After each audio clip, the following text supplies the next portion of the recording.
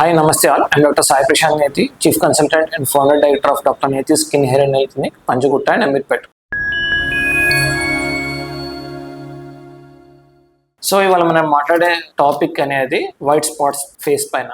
So ఈ white spots కూడా చాలా రకాలు ఉన్నాయి, దాన్ని బట్టి మనం ఏదై ఉంటుంది అనేది మాట్లాడుకుందాము. సో ఫస్ట్ వచ్చేసేసి ఒక లైట్ కలర్ వైట్ స్పాట్ అనేది ఫేస్ పైన కానీ ఆర్ చెస్ట్ పైన ఆర్ బ్యాక్ పైన కనుక వస్తే కనుక ఇది ఒక సూపర్ఫిషియల్ ఫంగల్ ఇన్ఫెక్షన్ వల్ల కూడా వస్తుంది.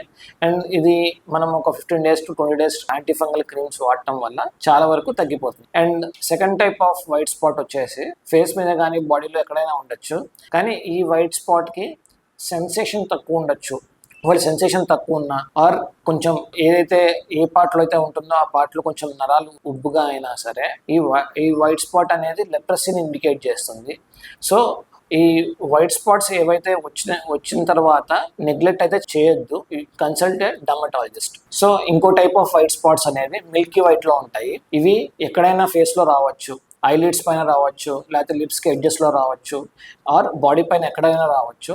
ఇలాంటిది కనుక వస్తే కనుక మిల్కీ వైట్ ఉన్నది దాన్ని విట్లిగో అంటాము ఆర్ బొల్లి అంటాము. సో ఇది కొంచెం క్రానిక్గా ఉండే కండిషన్. అండ్ మీరు ప్రజెంట్ అయిన వెంటనే ట్రీట్మెంట్ తీసుకుంటే కనుక త్వరగా కంట్రోల్లో వచ్చే అవకాశం అయితే ఉంటుంది. అండ్ ఇంకో టైప్ ఆఫ్ వైట్ స్పాట్స్ ఉంటాయి, చిన్నపిల్లల్లోనూ వాటిలోనూ చూస్తాం, బుగ్గల పైన ఇట్లా. ఈ వైట్ స్పాట్ అనేది మనకి ఎలర్జిక్ టెండెన్సీస్ వల్ల కానీ విటమిన్ లోపాల వల్ల కానీ వస్తుంది.